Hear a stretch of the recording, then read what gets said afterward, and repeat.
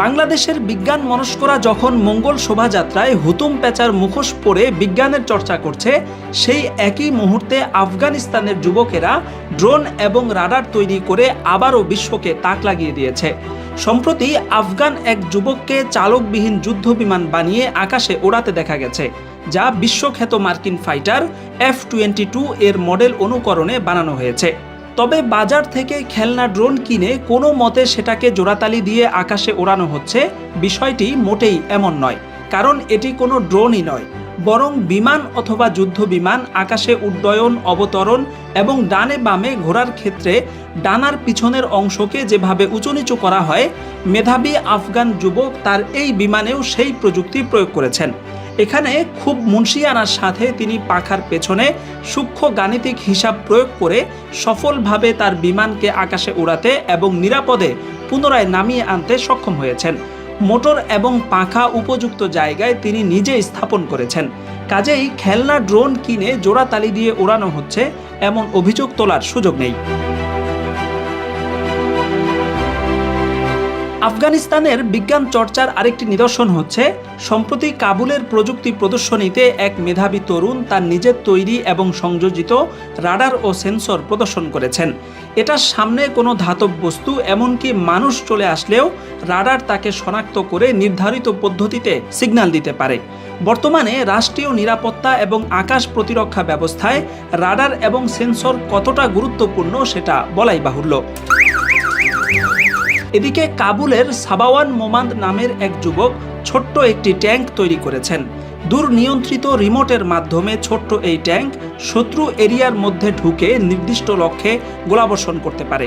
ভিডিওতে দেখা যাচ্ছে ট্যাঙ্কটি চেইন সিস্টেমের চাকার মাধ্যমে উঁচু নিচু পথের প্রতিবন্ধকতা অতিক্রম করে নিখুঁত নিশানায় আঘাত হানছে। এছাড়া গাড়ি, সাজোয়া যান এবং বিভিন্ন প্রযুক্তি পণ্যের মূল মেশিনারিজের উপর আফগানরা বিশেষভাবে নজর দিয়েছে। কারণ বাইরের বডি শেপ সেটা ওয়ার্কশপে জোড়াতালি দিয়ে অনেকেই বানাতে পারলেও আসল চালিকা শক্তি হচ্ছে ভেতরের মেশিনারিজ, এবং কোনো প্রযুক্তি পণ্য আবিষ্কার অথবা মেরামতে এই মেশিনারিজ হচ্ছে আসল চ্যালেঞ্জ, যেটাকে আফগানরা অত্যন্ত গুরুত্বের সাথে গ্রহণ করেছে। এ কারণেই আফগানিস্তানের বিভিন্ন প্রযুক্তি প্রদর্শনীতে তাদের উদ্ভাবিত মেশিনারিজকে বিশেষ গুরুত্ব দিয়ে উপস্থাপন করা হয়। শুধু সামরিক যন্ত্রপাতি নয়, বিদ্যুৎ, জ্বালানি, ফার্মিং এবং সবুজায়নেও বিজ্ঞান ভিত্তিক নানা উদ্ভাবন এবং পরীক্ষা নিরীক্ষা চালিয়ে যাচ্ছে আফগান যুবকেরা। বর্তমানে দেশটির শহর থেকে গ্রামে, নগর থেকে বন্দরে ঘরে ঘরে প্রযুক্তি চর্চার ঢেউ শুরু হয়েছে। মেধাবী আফগান যুবকেরা মন দিয়ে বিভিন্ন যন্ত্রপাতির পরীক্ষা নিরীক্ষা চালিয়ে যাচ্ছে। প্রত্যেকে নিজ নিজ জায়গা থেকে চেষ্টা করছে এবং ইমারত সরকার রাষ্ট্রীয়ভাবে তাদের পৃষ্ঠপোষকতার পাশাপাশি প্রযুক্তি তথ্য বিনিময় এবং প্রশিক্ষণের জন্য তুরস্কের সাথে চুক্তি সম্পাদনের দ্বারপ্রান্তে রয়েছে।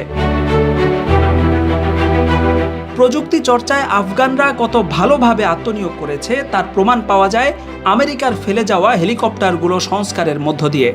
বাংলাদেশ চীনের কাছ থেকে 700 কোটি টাকা দিয়ে ডেমু ট্রেন এনে সেগুলো মেরামতে অসহায় হয়ে পড়েছে, অথচ আমেরিকান সৈন্যরা তাদের অত্যাধুনিক এবং জটিল টেকনোলজির যুদ্ধযান এবং হেলিকপ্টারগুলো নষ্ট করে ফেলে গেলেও আফগানরা ঠিকই সেগুলো সংস্কার এবং মেরামত করে পুনরায় আকাশে ওড়াচ্ছে। সদ্য স্বাধীন হওয়া এই দেশটি প্রযুক্তিতে ক্রিয়েটিভিটি এবং উদ্ভাবনী যোগ্যতা দেখাচ্ছে।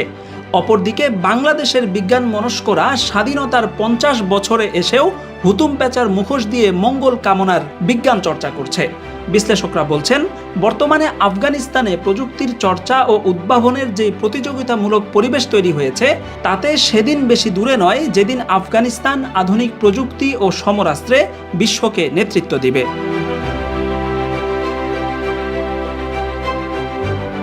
শাকিল আনোয়ার, আন্তর্জাতিক ডেস্ক, MBA টাইমস।